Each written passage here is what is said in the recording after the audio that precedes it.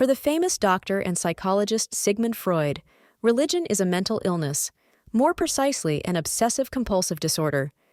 In this video, we will find out how this disorder comes about and whether it can be cured.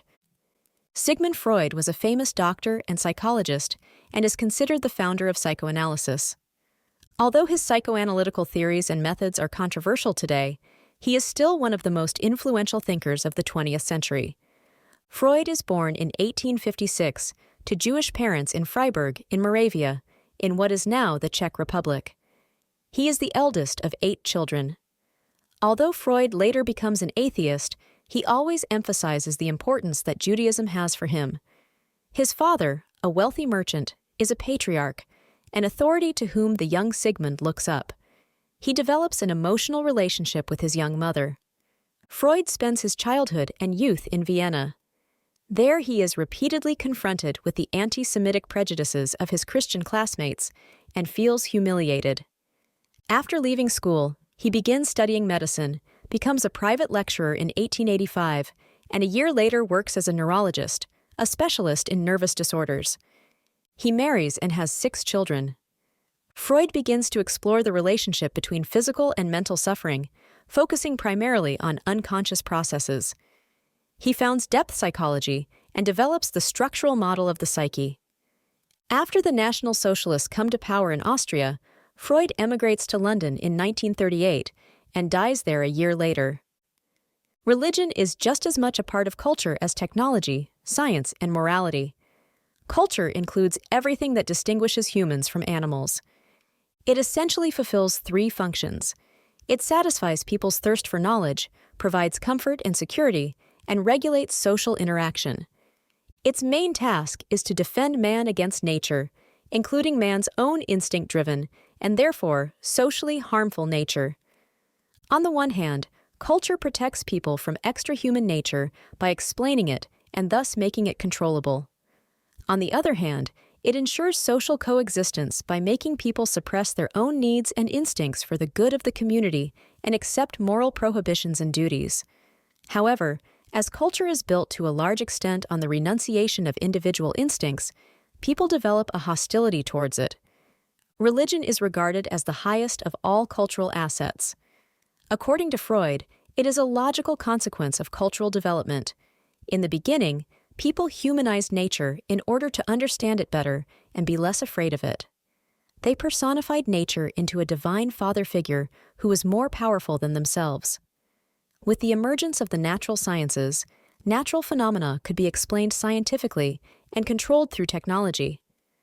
Religion now served to provide comfort in the face of suffering, to create an otherworldly compensation for injustices in this world, and to regulate human coexistence. However, religion only appears to fulfill the functions of culture. It cannot really satisfy people's thirst for knowledge because its answers to the unresolved questions are wrong. It cannot provide any real comfort or security because it is based on a false promise. It also demands a much greater renunciation of urges than would be necessary for a functioning social coexistence.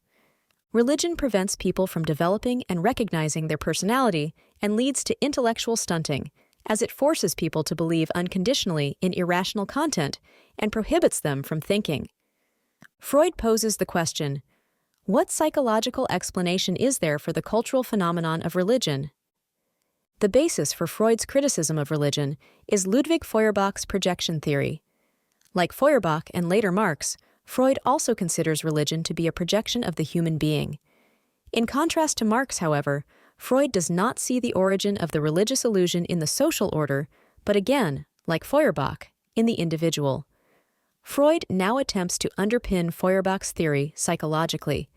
In his view, the emergence of religion is a psychological phenomenon. Psychoanalysis has taught us the intimate connection between the father complex and belief in God, has shown us that the personal God is nothing other than an exalted father, and demonstrates to us daily how young people lose their religious faith as soon as the father's authority collapses. In the parental complex, we thus recognize the root of the religious need. The starting point of Freud's critique of religion is the question, why do so many people still believe in God, even though the statements of religion are so absurd? Freud assumes that people believe in a God because they do not want to grow up. Like a child, they seek comfort and help from an imaginary father in heaven. From a psychological point of view, religion is an expression of a child's desire for unconditional safety and security. As a small child, a person experiences being completely defenseless in a dangerous and hostile world. He desires protection and security, which he finds with his father. As an adult, however, he must then realize that his father's power is limited and not sufficient to protect him from all the dangers of life. He realizes that the real father is not omnipotent. Especially in view of his own mortality, he realizes that there are still dangers to which he is defenselessly exposed. In Freud's view, the religious illusion develops from this frustrating insight. Man creates a superfather by exaggerating his real father to infinity, transforming him into an omnipotent, heavenly father, God. Such a father complex develops in humans because, of all animal species, they remain helpless and dependent on their parents' care for the longest period of time. This leads to the early development of a psychological need for protection, which becomes stronger again as soon as the adult recognizes their helplessness in the face of the great forces of life. Adults feel helpless and in need of protection because they are afraid of the future and death. Religion allays these fears and at the same time fulfills man's strongest desires. From the illusion of God, people hope for justice, answers to difficult questions such as the origin of the world or life after death, and above all, protection and support. According to Freud, the strength of religion is explained by the strength of these wishes and hopes. He writes, "Religious ideas which pass themselves off as doctrines are not precipitations of experience or final results of thought. They are illusions, fulfillments of the oldest, strongest, most urgent wishes of mankind. The secret of their strength is the strength of these wishes." God, as an exalted father figure, can save people from the dangers of life and make amends for all suffering and injustices in this world in an eternal life after death. According to Freud, religion is a helpful illusion for people. Although it does not provide any real help, it does provide psychological relief. Freud calls it a great relief for the individual psyche. For Freud, religion as an infantile illusion is neither provable nor disprovable, but very unlikely. He writes, "It would be nice if there were a God as creator of the world and benevolent providence, a moral world order and an afterlife, but it is very striking that all this is as we must wish it to be. So religion is most likely too good to be true." Freud assumes that as scientific knowledge grows, more and more people will fall away from faith. Science makes people more and more aware of their insignificance. However, Freud describes religion not only as a projection or illusion, but also as a universal neurosis. In order to understand what he means by this, let us first look at his view of man, or more precisely, his famous structural model of the psyche. According to Freud, with increasing scientific progress, man becomes more and more aware of how small and insignificant he actually is. He has already suffered 3 insults at the hands of science. The first insult was the Copernican revolution. The Earth, and therefore also man, is no longer the center of the universe, but only a tiny part of it. As a result, the Catholic Church and the Christian view of humanity, which sees man as the crown of creation, also lost credibility. The second insult was inflicted on man by biology. The theory of evolution teaches that humans have common ancestors with apes. This means that man loses his special status and becomes an animal among animals. The third insult comes from psychology. It has recognized that people are controlled by their unconscious, by their drives. Man is therefore no longer master of his own house. For Freud, the third insult is the most sensitive because it attacks people as individuals and calls into question their independent thinking and actions, their reason, their freedom, and thus also their responsibility. Sigmund Freud is the founder of psychoanalysis, a new science that for the first time systematically investigates how the conscious and unconscious are connected in humans. Freud's structural model of the psyche is made up of 3 instances: the ego, the superego, and the it. All instances fulfill a specific function and influence human behavior. At birth, the human being consists only of the it. The it is the unconscious, the psychological expression of drives, needs, and effects. It strives for the pleasure principle and demands immediate satisfaction of needs. According to Freud, humans are dominated by two basic drives, the life drive eros and the destruction drive destrudo. The life drive includes all processes that are aimed at gaining pleasure, especially sexuality, but also food intake, etc. The destruction drive includes threatening aspects such as aggression. It is only through interaction with the outside world that the ego develops, and finally, through the influence of parents and other authorities, the superego. The superego is the orientation towards the principle of morality, that is, social norms, values, commands, and prohibitions that have been learned and internalized since childhood. It demands obedience and tells us what we should or should not do. This is where we find what we colloquially call conscience, but also the ego ideal, the ideal image that people have of themselves. The superego represents the social catalog of norms that people can use for their own orientation and sanctioning. It strives to fulfill moral standards. The superego is shaped by religion, among other things, so it also contains internalized religious commands and prohibitions. There is a conflict between the it and the superego. The ego stands in the middle and mediates between the instances of it and superego. It corresponds to conscious thinking, but is not exclusively conscious. The ego functions according to the reality principle. It tries to act rationally and reconcile the wishes of the it with the demands of the superego and the outside world. This is not so easy. A healthy person has ego strength, a successful balance between the it and superego. The ego can mediate between the divergent demands of the it and superego with sensible and realistic decisions. If this balance is not achieved, the person becomes mentally ill and develops a neurosis, for example. Freud sees such a neurosis in religious people. But how did he arrive at this diagnosis? According to Freud, religion is a universal obsessive neurosis. A neurosis is a compulsive act, for example, a compulsion to wash. It arises when urges are suppressed or repressed. As the repression of urges is only ever imperfectly successful, people feel anxiety and compensate for their fears through neurotic compulsive behavior. Freud notes that there are striking similarities between the actions of compulsive neurotics and ritual religious actions.